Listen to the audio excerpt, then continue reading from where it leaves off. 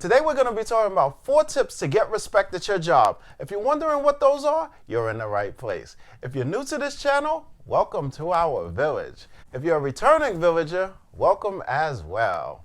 So let's get into it. Welcome to Garden of the Mind, where we reduce stress, improve our health and fitness, and improve our financial IQ every episode.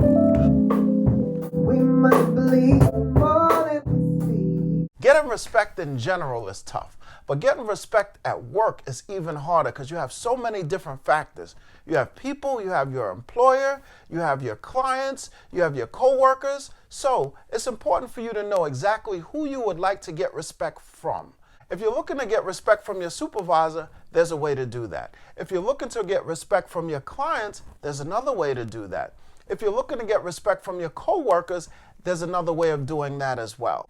Most of the ways to do it are very, very similar, but each way has different benefits and it has different consequences. Today we're going to really talk about getting respect from your supervisor. Tip number 1, make sure that you can be counted on to get the job done. No supervisor wants to give someone a job and then the person comes back and gives the supervisor more work asking questions about how to do what they're supposed to do. When a supervisor gives you a job, they're looking to give you the job and they're looking for you to return with the completed job. They're not looking for you to come back with a whole lot of questions or progress or whatever the case may be. They are looking for the job to be completed, done, that's it. Now, you have to know what the leadership style is of your particular supervisor. There are some supervisors that would like for you to come and keep them constantly updated on your progress. You have to know exactly which type of supervisor you have.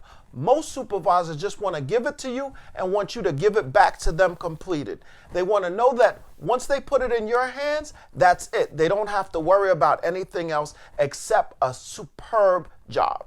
Tip number 2 comes straight from the Bible, from Mathew 5:37. It says, let your yeses be yeses and your noes be noes. What that means is if you say you're going to do something, then actually do it. If you can't do it, then you can't do it. Everyone is expecting you to do exactly what it is that you say you are going to do. It is better for you not to say anything than to say that you're going to do something that you cannot complete. Now, we're not talking about if things come up that were unforeseen or the situation changes or morphs in a different way that you could not see from your vantage point at the time you said yes. We're talking about things being straightforward and you knocking them out the park. Now, sometimes that's not always possible. Sometimes there are things that come up, there are things that complicate your process. Then it's time for you to check and adjust. If you gave your word, make sure that you deliver. If you said yes, make sure that your yes is your yes. Do not flip-flop. Whatever it is that you decide, so think very, very carefully before you answer a question. It is not a problem for you to say, can you give me a little bit of time to think about it? Or can I get back to you? But once you give an answer, make sure that it's something that you can do 100%. Tip number 3, be on time. It doesn't matter how phenomenal you are. If you are not at the job at the time that the job needs to be done, then you can't really be counted on. Now, there are some exceptions to that rule. There are some people who are chronically late, and once they come, they knock it right out the park. They are absolutely phenomenal. But you don't have to spend your time being phenomenal. Spend some time being on time. Tip number 4, avoid doing immoral or unethical things. If you decide to do something that's unethical or immoral, it sets the stage and the momentum for you to continue to do more and more immoral and unethical things. And it becomes who you are. And I'm sure that's not exactly the reputation that you are looking for. A lot of people sometimes get dazzled with the money or the size of a project, and they do some things to cut corners because this is their big break and they don't want to mess their break up. So they'll do whatever it is that they need in order to make sure that it ends up the way that they would want it to be. We want you to get the job done, but we don't want you to do anything unethical, immoral, and certainly not illegal.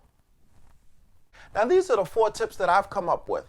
Now, I'm sure that you have some jewels and some gems that the village would absolutely benefit from. Please share those in the comments. If you've gotten anything from this video, please give it the thumbs up.